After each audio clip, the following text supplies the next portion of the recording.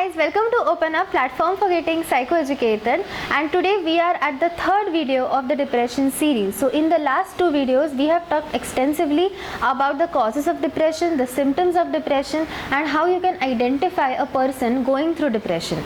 Now today we are going to be talking about the treatment part. So what can you do when a person is going through depression? How can you protect yourself from developing depression?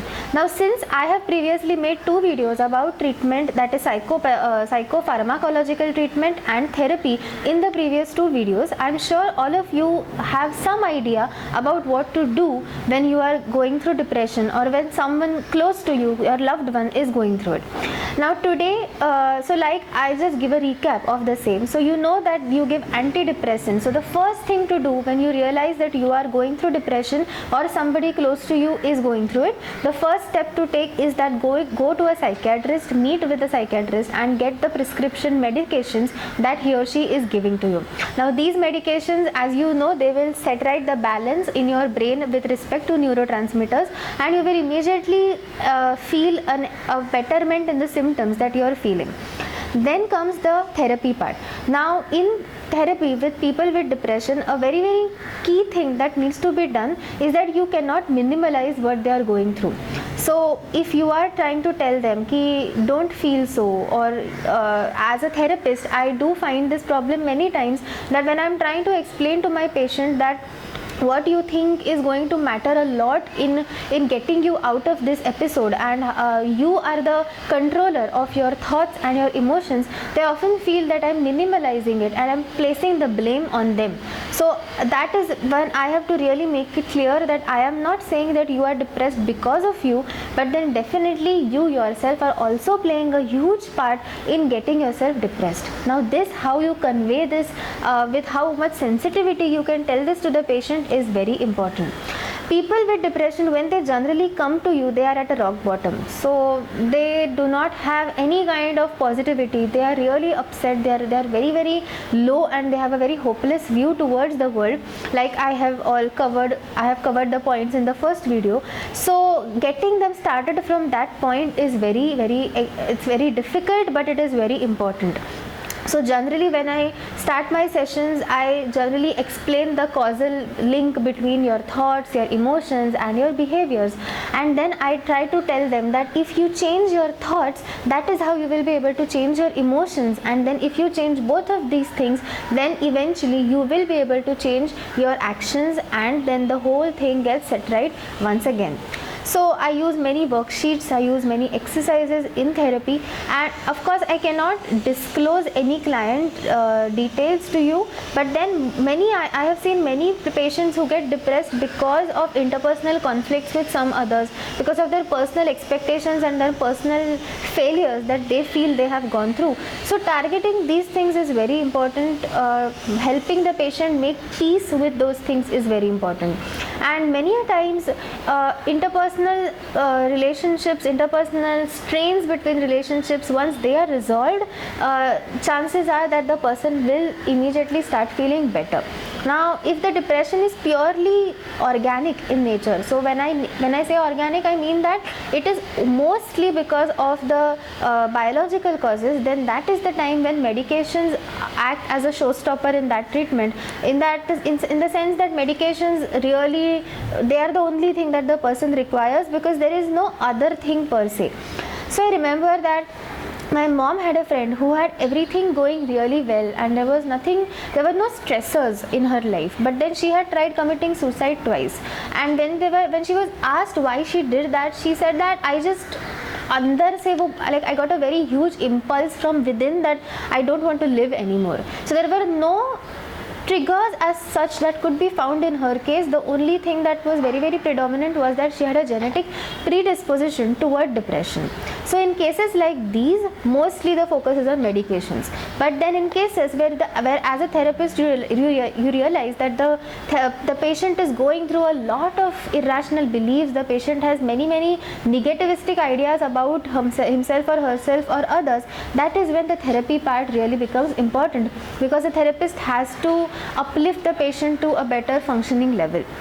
So me on my part, I use many worksheets in my sessions like I have previously mentioned, and I would just like to share a few with all of you right now. So the first one is basically a worksheet that can be used to so that the patients can keep a track of their thoughts, the situations in which they are having the thoughts, and the reaction or emotion that they are going through. Many times when the patients get an understanding of, okay, when this happens to me, this is how I react. When this situation happens, these are the thoughts that come to my mind. When this happens, it is easier for the patient as well as the therapist to navigate their way out of it. So I usually at the conclusion of the first session, I give the patients this form. So they have to fill this over the week when they are going home, and they have to fill in the situations, and then during the next session we work on those situations and how can they think about that situation in a better organized fashion. This was the first worksheet. The next worksheet is behavioral activation. So now when we are depressed, I'll just read what is written on this. When we are depressed, it is common for us to stop doing things we used to do because it just takes too much effort and it seems too hard. This can make us feel even worse.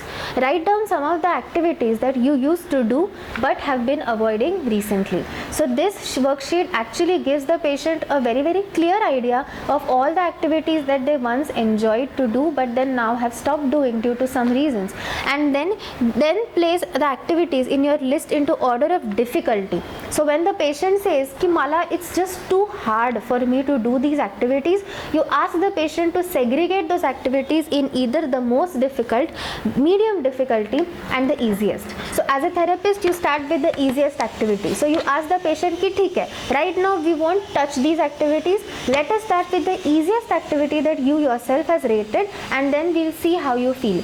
Then there is something known as an ACE log. Now an ACE log is basically a log to understand how much closeness you feel with each activity, how effective you think is each activity that you're doing throughout the day. Because when you realize that every activity you do has a huge effect on your emotions and on the way that you're feeling, it really encourages you to keep doing that activity in a better fashion.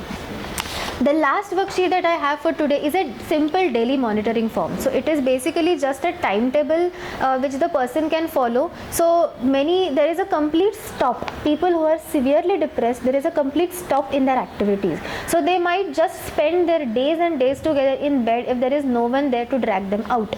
So how do you break this circle? You break it by actually writing down what are the things that I plan to do in my day, and then you rate the enjoyment of that activity that you felt and the importance of that activity from 0 to 10. These worksheets actually give a very concrete form to the entire process of therapy, because you can take this home with you. So the patient also has these worksheets to keep referring to keep reading, so that they also remember what was done in the therapy session. Now getting to the protective factors. So as if you are a normal individual who does not have depression and you want to understand what can I do so that I don't develop depression in any situation in my life, the first key to that is, like I have mentioned in the mental health video, constantly rechecking your thoughts, constantly giving a mental cleanup to yourself so that you do not have a lot of pent up negativities, pent up failures and pent up grudges against anybody. Because when that happens, slowly but surely it starts poisoning your mind, and then that is very much the precursor to developing depression. The second one is talking. I mean, I cannot tell you the number of times I have come across a patient whose family tells me that ये मुझसे कुछ बात ही नहीं करता. He doesn't open up, he doesn't tell what he is going through, so we have no idea what is going on with him. So this is very important. Talking seems to be a very natural thing, but many of us don't do it. So even if you have a bad day, talk it out with somebody close to you. It can be a friend, it can be a parent, it can be a sibling, it can even be your romantic partner, because these things actually help us to deload your mind. When you vent out things, you yourself feel a lot more calmer. So the second one was talking it out. Third one, realizing that some days are going to be bad days. There won't be all days which are good days, and even on bad days you have to keep reminding yourself that it's okay to be not okay. That's very important as well. Then many of the patients that I have a tendency to do overthinking, or they ruminate a lot about every small thing that happens to them. So overthinking is indeed a very, very big monster when it comes to sucking up mental energy, because you constantly crib about something, you constantly go on and on and on about it in your mind, and when that happens, your whole world gets clouded by that. So if I am somebody who will constantly be thinking about what will happen with my career, will I be able to get a stable career or not, so what? So when that happens, it really paints your whole world in that fashion. So these were the 4 techniques, and the 5th one was basically gaining social support, being in sync with everything you do, having meaningful relationships, having meaningful things to do. Kids nowadays, I realize many a times it happens that they are just doing things. There is no meaning to this. There is absolutely no value attached to it. It's just one party to the next. So when that happens, it is very important to ask yourself the question, what is really making me happy? What really gives meaning to my life? These things are very, very simple, and they are very small, but they are very, very important things to do as individuals. So there you go, guys. This was my video and my take on the treatment for depression. For more videos like this, keep watching Open Up platform Getting Psychoeducated, and if you or anybody else close to you is going through depression, please seek help immediately. Bye.